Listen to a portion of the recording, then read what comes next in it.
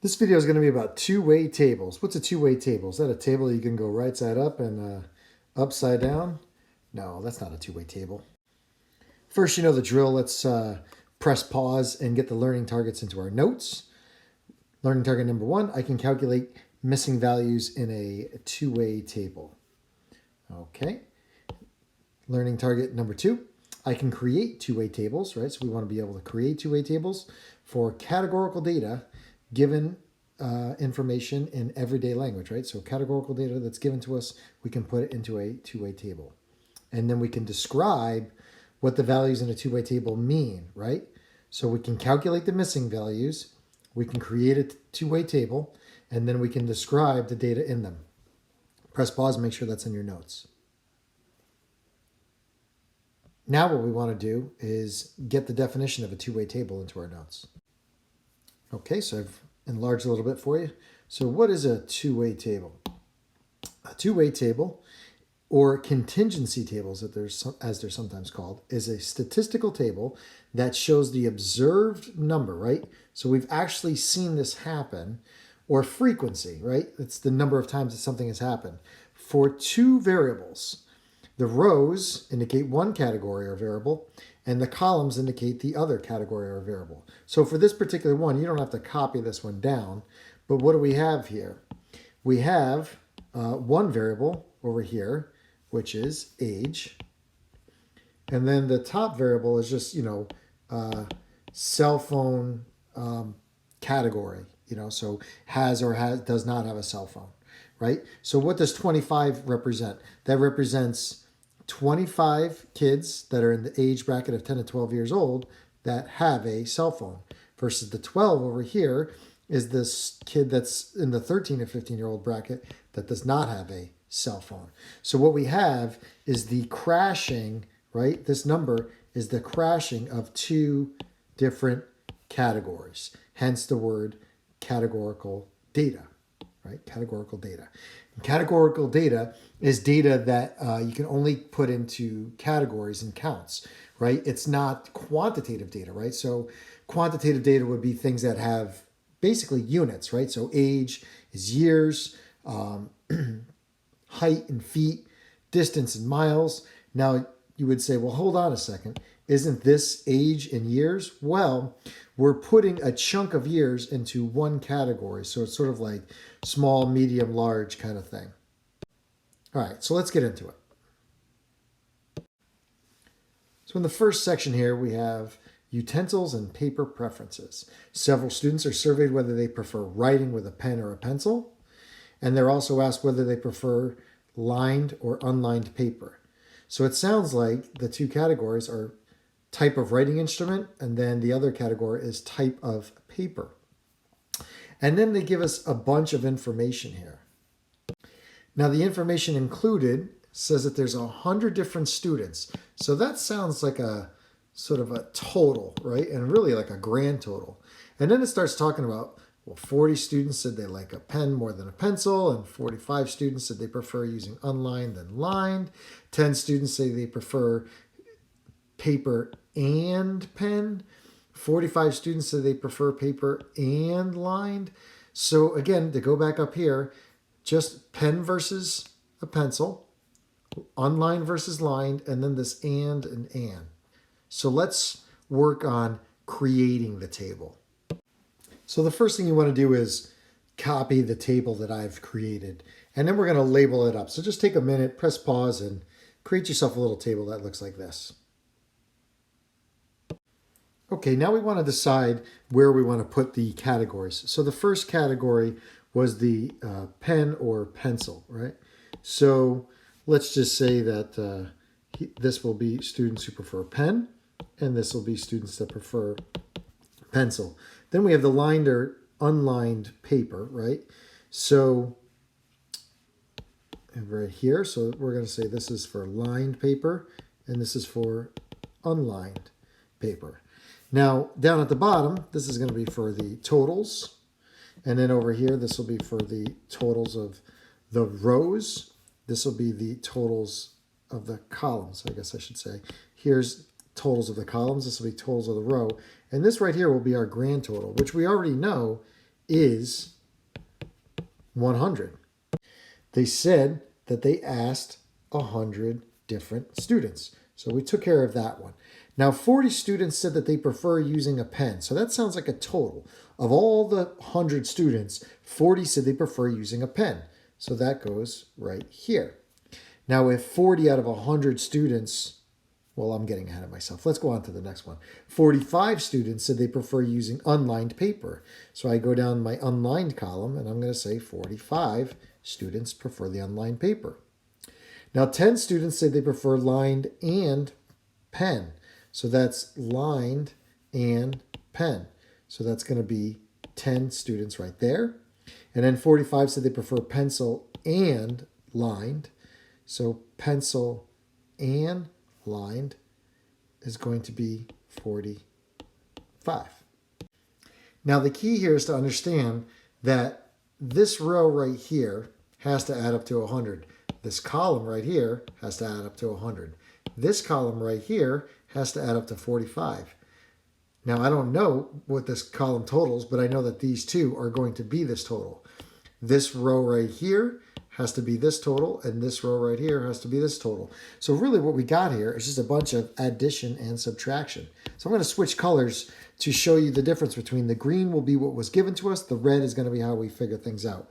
So I know that I have this 10 here, and it has to add with something to get the 40, and 40 minus 10 is, you said it, 30. Now over on the end here, 40 plus something adds up to be 100.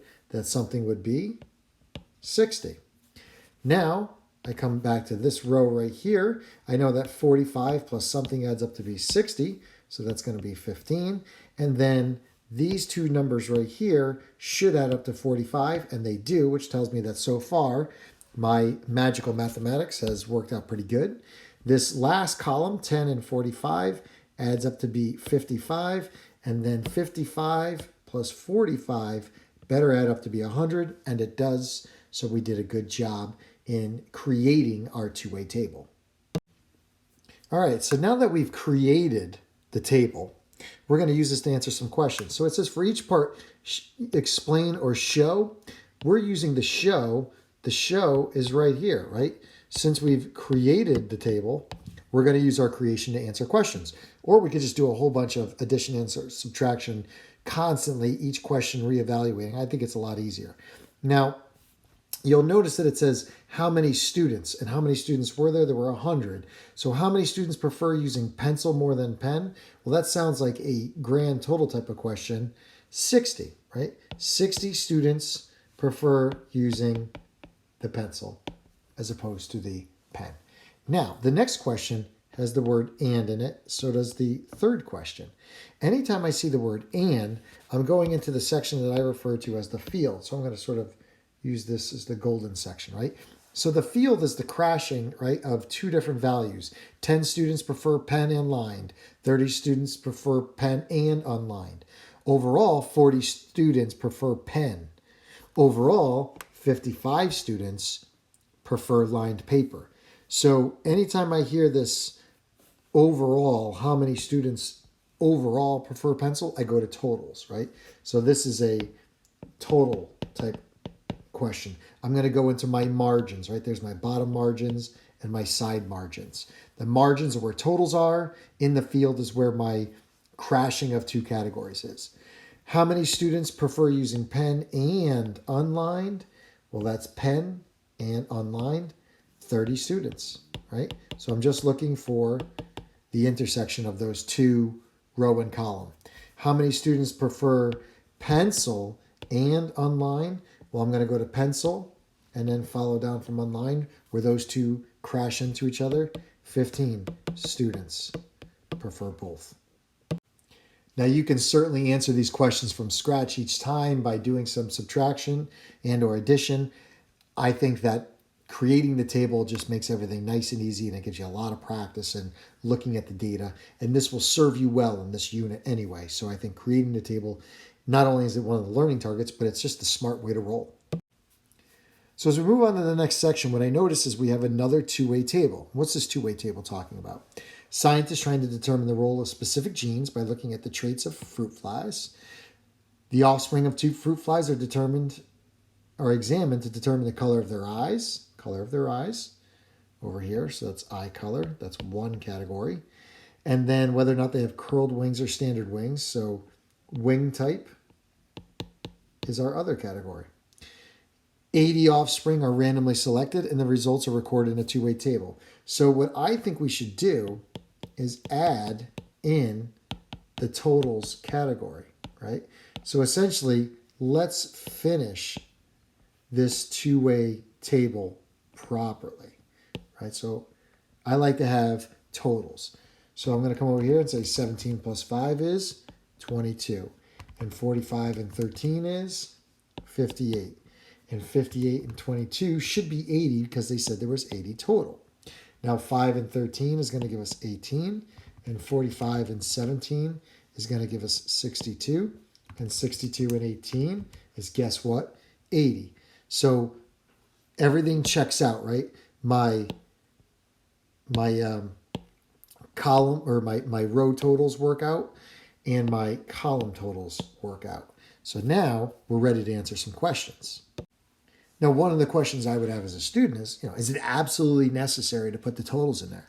I don't necessarily need to do that up front, but probably somewhere in these three questions, they're going to ask me something about the totals that I don't have given to me. And it's just a smart move. Again, the smart way to go is to always be thorough.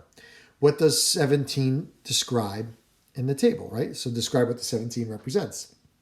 So first, I go find the value of 17. That's right here. Now, that's the number of fruit flies. So I really want to make sure that I'm writing in context, right? So context is huge. 17 what? Fruit flies. 17 fruit flies have red eyes. And since I'm in that golden field, right? Remember, this is all the and categories. So 17 red eyes and 17 with curled wings. So of those 80 fruit flies, 17 of them have red eyes and curled wings. And now immediately, how many selected offspring had white eyes? Well, that's a total category question, right? How many had white eyes? Well, 5 of the curled wings did, 13 of the standard wings did, or 18 in total. So 18 fruit flies had offspring with white eyes. Explain or show, I'm showing, right? I prefer the show. I've created my totals category. Okay. How many selected offspring had standard wings? And again, I've already answered that by looking at just standard wings. So the total of standard wings is 58. So 58 fruit flies.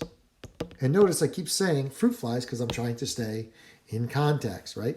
How many selected fly offspring had it? 58 fruit fly offspring had it. So I guess you could say 18 offspring or 58 offspring, right? Trying to stay in context.